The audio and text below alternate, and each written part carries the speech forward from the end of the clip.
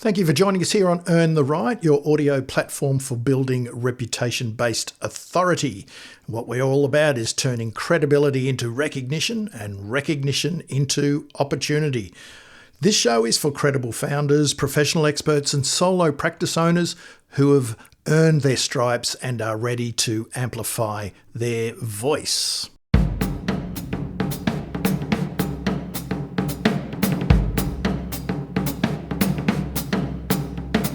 The podcast is made up of 4 different tracks. Now, they're different tracks, but they are all interrelated. Today's track is Pocket PR Essentials. Think of Pocket PR Essentials as your audio playbook for mastering PR, content, and digital communications in a way that's strategic, sustainable, and respectful. So let's get into this particular track, Pocket PR Essentials.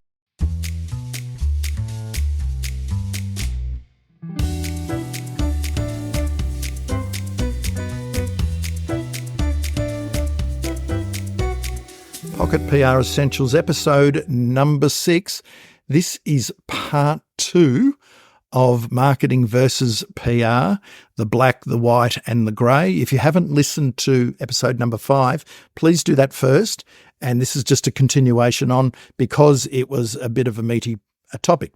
So where I left off was I was looking at various marketing activities, or activities like social media, paid social, SEO, that sort of thing, how a marketer should look at it, or does and should, and how PR can look at that same area, that same activity, but the nuances between the two, and what's marketing and what's PR, and acknowledging that there is some grey between them.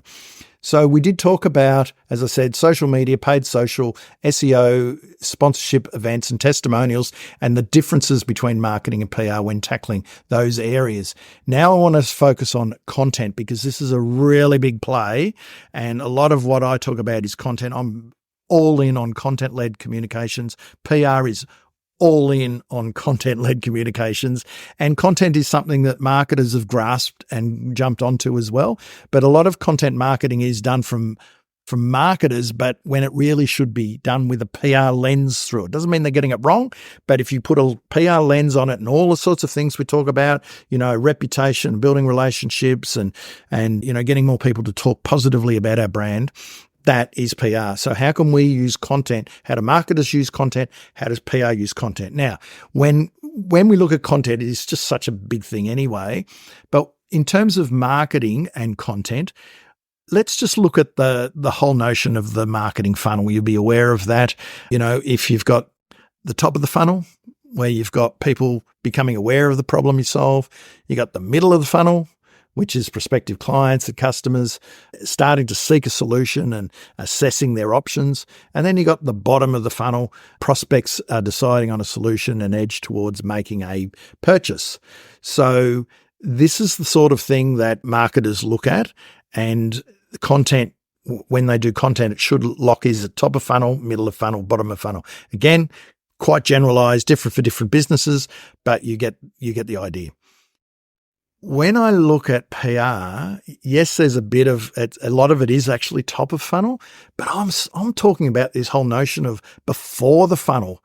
What's some of the things that we need to create content around before we even start thinking about funnels? And you might not be a funnel person, and I get that, because a lot of people running businesses hate the notion of a funnel. But even if you didn't think of a marketing funnel per se, and you just said, well, I need to get people's attention first, and I need to draw them in, and create desire for our products, and over time we can then convert them into clients and customers and hopefully advocates. It's a similar sort of a customer journey. So instead of funnel, you might want to replace that with customer journey.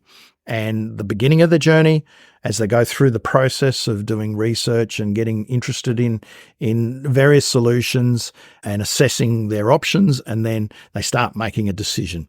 So same deal, customer journey. Again, what we do in PR is really before the funnel, just really using content to create that reputation, to spark conversation and build connection and relationships with not only key influencers, but the public directly, our target audience directly. Also things such as, building trust and respect and credibility. So that is where content really falls into the PR remit. And that's what PR do really well, because it's probably more editorially based versus product centric. So let's break this down even further. Written content, articles, blog posts, for example. When a marketer gets hold of this content, it's usually, or it should be, this is where they should excel. Product-centered posts, articles that are designed to overcome customers' objections, very much middle and bottom of funnel, and you could do how-to guides there as well. So you can see that it's really locked back to the customer journey.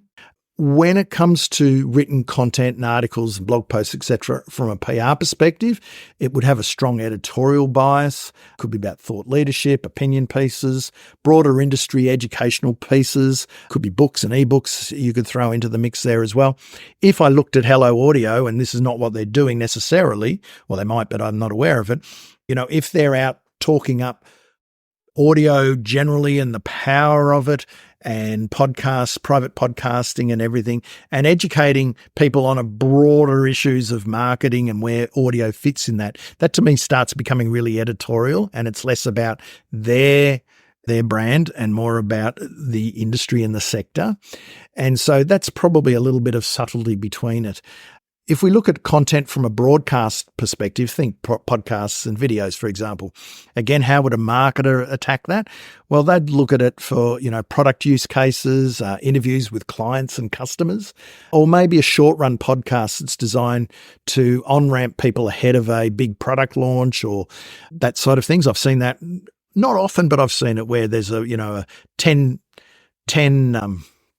episodes that ladder up to a launch. So what you're doing is you're doing a short season, you're building a quick hit audience, and then you launch and you've got at least people to talk to. So that really falls into a marketing remit. And video tutorials and webinars are really classic marketing play as well. If I looked at how PR would handle broadcast content, i.e. podcasts and videos. Again, it's more editorial in style, discussion of broader industry topics and issues, interviews and Q&As with other experts and thought leaders, taking a thought leadership positioning in the marketplace, promoting the overall category, educating people, sparking conversation, provoking thought, changing the way people think about a topic or issue that's relevant to your industry, your expertise, that sort of things. So again, nuance either side. There's no right or wrong whether it falls under a marketing or PR banner, remit, but what I still think there is a definite lens that PR people have, and there's a definite lens that marketing people have. And what I want you to understand is if you get the PR lens right and you put the marketing on top, you're ahead of the game by far. And one final one would be, again, more written content. Think about email. So we've all signed up for things and then been smashed over the head with email newsletter, not even email newsletters, emails that are pitching and selling and adding here's a webinar and download this ebook and do this and that.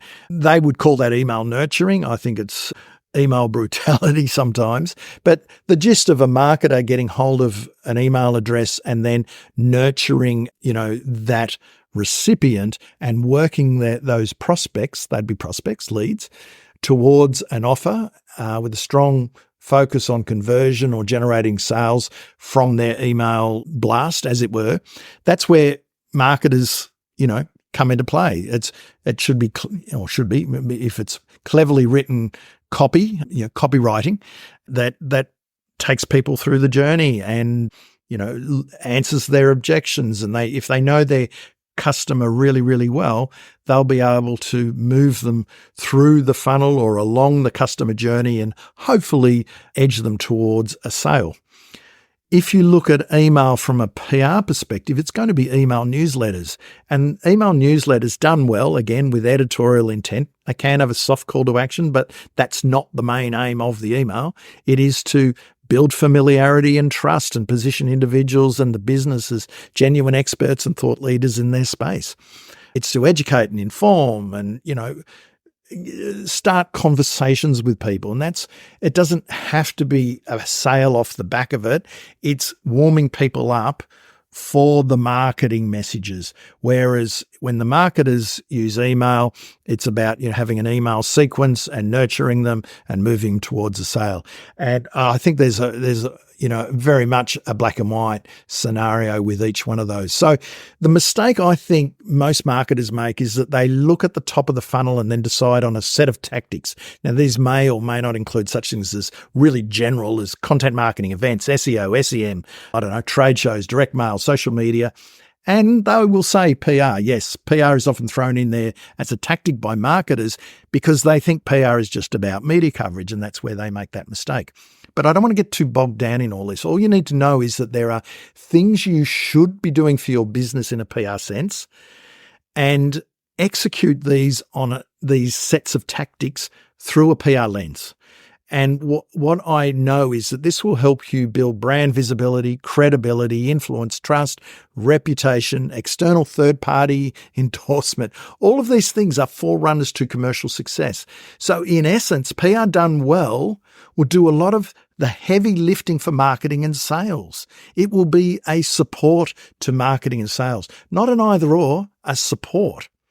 Marketing, on the other hand, is or should be more concerned with the customer journey and what it does. What does that look like? And how can they move more people along that journey through the funnel, as it were, towards a sale and converting someone from a prospect to a paying client or customer? Now, any tactic that drives that journey and conversion is likely to fall under marketing, and that should be their focus. And of course, as I've said, there is a fair bit of grey area there, but let's not get too hung up on the tactics and which one's which, but more so the lens through which you apply each tactic.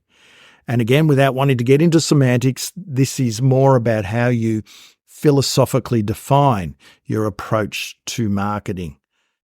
If you're always in sales mode, you're pitching people at every opportunity, if that is your philosophy and way of doing things, okay, good luck. It's tough to do successfully today when people are running from, companies that are incessantly beating their chest and promoting their wares. It's getting tough to do. We've got to be smarter with how we do that. But if that's your philosophy, well, I'm sure it's not because you're listening to this training. However, on the flip side, and again, this is a philosophical approach.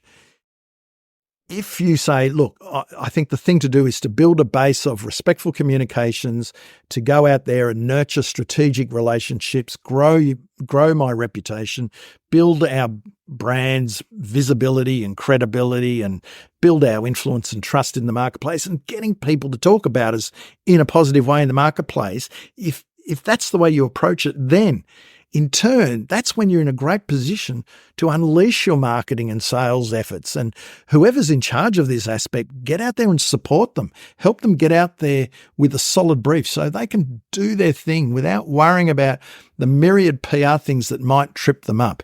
This is the best of both worlds. And again, I think it's a philosophical argument here. Which one do you lean towards? Now, I will add here, just before we're nearly finishing up here, again, another long episode. I'm going to get shorter, don't worry. I'll add here that this is not to say PR does not care about or contribute to sales and revenue. Far from it.